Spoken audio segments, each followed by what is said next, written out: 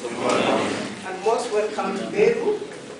It gives me a great pleasure to preside over the official opening of the training of auctioneers here in Meru.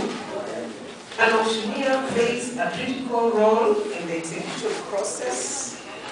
With the promulgation of the new Constitution 2010, the role becomes even more critical. Article 1 of the Constitution recognizes the sovereignty of the people of Kenya.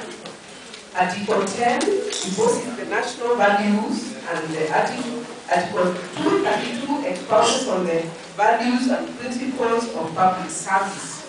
So an auctioneer is an officer of the court and needs to carry out his business as befits an officer of the court. And he has to maintain high standards of professional ethics, be responsive, prompt, effective, impartial, and equitable in provision of his services. He must be accountable, transparent. The Civil Procedure Act and rules made thereunder, the Auctioneers Act, Chapter 526, Auctioneers Rules 1997, and the Auctioneers Practices Rules 2009 gives a framework on how an auctioneer needs to carry out his or her business. This is addressed in the handbook on the practice of an auctioneer developed by the Auctioneer Licensing Board, Guide 1 in the day-to-day practice. As auctioneers, like a Muslim or Christian, this should be your Bibles, especially the handbook. You should have it at all times and refer to it when necessary.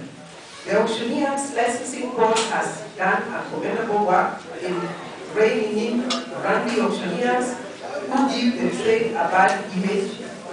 The time when an auctioneer was alone with himself is long gone.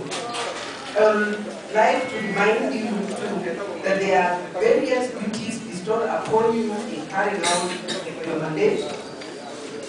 You are called upon your duty to act lawfully, that is within the law, under the Auctioneers Act and the rules made thereunder.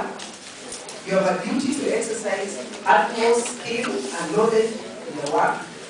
You have a duty to care for those whose actions the auctioneer's work will affect. Duty to describe the property attached accurately, and on this I need to comment that many times I've come across descriptions by auctioneers who have maybe you have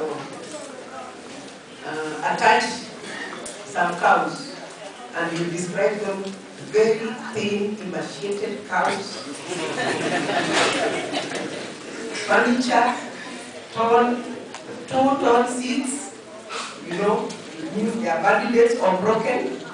Please describe the property attached accurately and learn to follow the client's instructions. Do not act out of the instructions. You have a duty to keep the client informed of any development in the work, and you have a duty to respect goods that are in your possession. You sometimes visit the auctioneer's yards and the seats are out there being rained on. It means they will be valueless by the time they are sold. And duty to obtain the best possible price. You find a whole house has been attached with very new things and it may be worth 500,000 and the auctioneer says, I only realized 50,000 shillings from the sale. Please note your duties. Your training from time to time is mandatory to sharpen your skills and share experiences with both new and old practitioners in the trade. It is now imperative that professionals undertake continuous training in order to render services efficiently. Even as judges do this these days, we go for continuous training. We have to be reminded of our duties, of the law. The law is always changing.